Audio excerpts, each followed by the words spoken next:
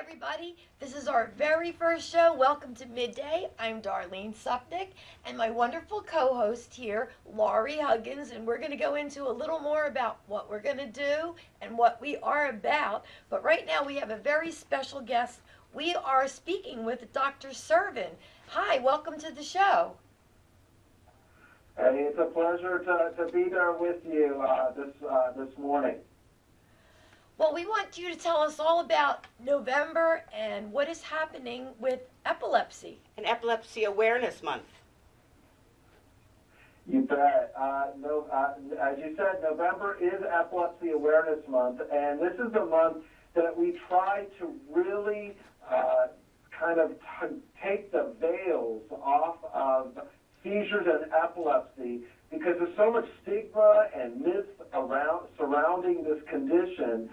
We try to devote November to basically remind people that epilepsy is very much out there, that there are things we can do for it, that it's very common, and that it affects everybody to some direction.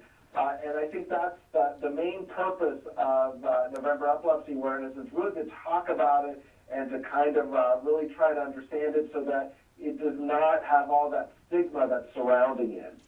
Dr. Sirven, let me just ask you this, because you're a very well-educated chief neurologist, correct?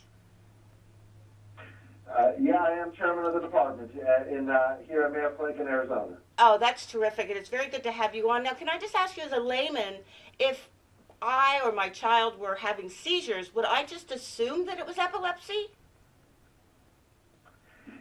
Yeah, if your child or loved one is having seizures, and this is where it gets into the terminology.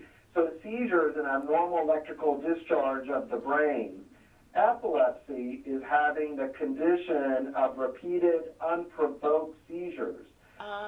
It may be that the child maybe there's something causing that, an infection or something that's there that needs to be taken care of. Or maybe it's something genetic or something like that that is a little different, and that would put it more in that category of epilepsy. Mm-hmm. But if someone is having repeated seizures, that typically does define epilepsy, and that is a reason to go see a pediatric neurologist or a neurologist or just a physician, if you will, to help guide what's going on there. I understand that 1 in 26 Americans will develop epilepsy and maybe 3 million Americans have it. They're kind of scary statistics. Can you explain more about it? And I understand it's not a mental illness. Sure. The fact is that if you think about it this way, if seizures are this abnormal electrical discharge of the brain, okay. The brain it will have anything that can impact the brain can potentially cause seizures and or epilepsy. So it may be an infection or genetic in a very young child. It may be a brain tumor or infection or head injury in an adult, or it may be stroke or hemorrhage or Alzheimer's disease in an older adult. So anything that affects the brain, especially what we call the cortex of the brain, that is where you might have a risk towards seizures and or epilepsy. And that's why it's so common. A lot of times people don't recognize that they're having seizures because most people think of seizures as the most dramatic way to prevent. Falling out on the floor. Shaking, falling to the ground. You know, the thing that you always see on primetime television when they want a big dramatic moment. But the truth is, seizures can also present very quietly. It may be staring. It may be kind of a change in language. It may be seeing something. It's not a mental disorder, so to speak. However, and I want to throw this out, is that although it's not a mental disorder, something's causing those seizures, we do know that depression and anxiety often go hand in hand with seizures. And when you're treating someone with seizures, you have to remember that it's not always about the seizures, that sometimes it's about the other problems that the seizures may cause. And that's why it gets so confusing to people. Well, Doc, we also wanted to ask you about things like treatment, and is there an actual cure to epilepsy? If I heard you right, treatments are there really to do two things. It's really to control and manage seizures, and in some cases stop them for good.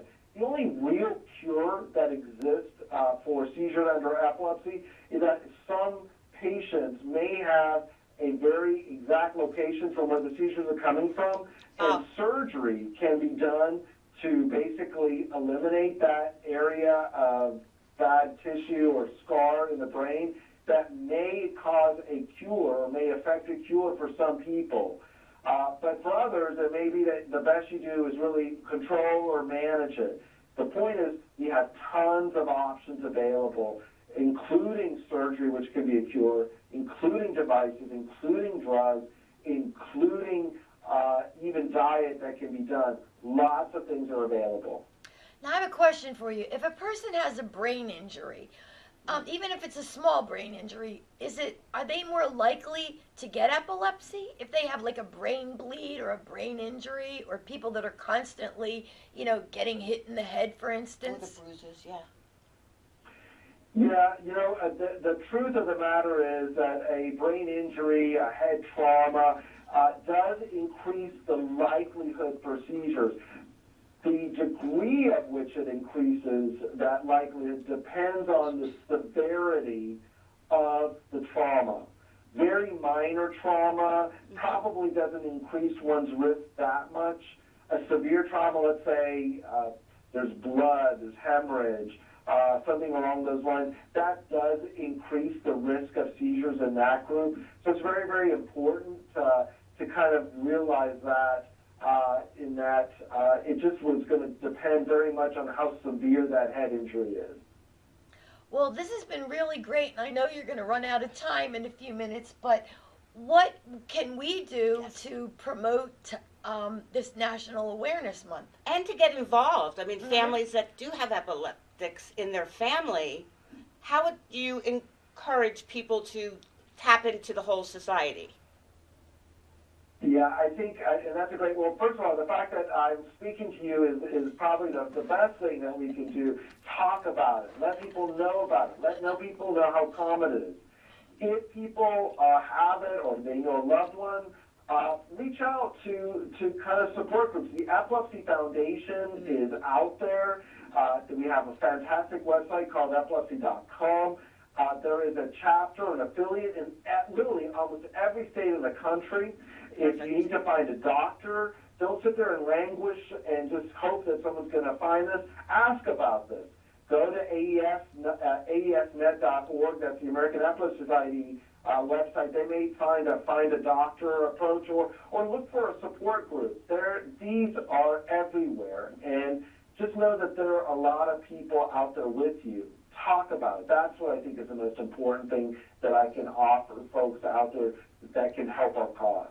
Well, thank you so much for joining us today, and we're going to take a little commercial break, and then we'll be back, Laurie and I, to talk all about this new great show. Thank you. Bye, Dr. Sirven. Thank you so much for having me. Thank you.